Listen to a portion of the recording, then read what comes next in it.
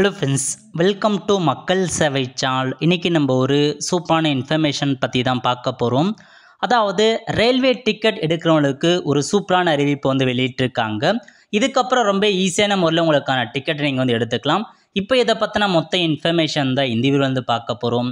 இந்த video skip பண்ணாமல் ஃபுல்லாக பாருங்கள். அது மட்டுமல்ல, இந்த வீடியோ நிறைய பேருக்கு ஷேர் பண்ணுங்க. ஓகே, அதாவது கோவை மாவட்டம் இருக்க பாருங்கள். கோவை, போத்தனூர், மேட்டுப்பாளையம், திருப்பூர், ஈரோடு, சேலம், கரூர் உட்பட ஒரு 78 ரயில்வே ஸ்டேஷன்களில் உள்ள டிக்கெட் கவுண்டர்களில் QR கோடு ஸ்கேன் செய்து பணம் செலுத்தி டிக்கெட் பெறும் வசதியை பார்த்தா அறிமுகம் செஞ்சு வச்சுருக்காங்க.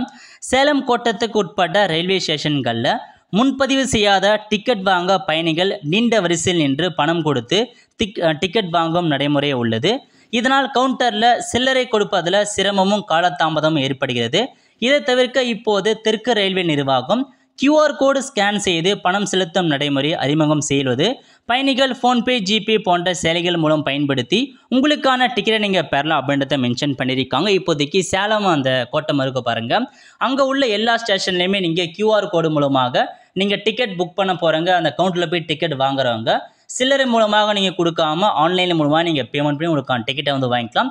முதற்கட்டமாக சேலம் கோட்டையில் தொடங்கியிருக்காங்க. இதுக்கப்புறம் தமிழகத்தில் உள்ள எல்லா ரயில்வே ஜோன்லையுமே கண்டிப்பாக இதுக்கான முறையை நடைமுறைப்படுத்துவாங்க. அப்போ பார்த்தா இன்னும் எளிதாக இருக்கும். ஸோ QR கோடு முறை பார்த்தா ரயில்வே ஸ்டேஷனில் கொண்டு வந்தால் கண்டிப்பாக இன்னும் பெட்டராக இருக்கும்.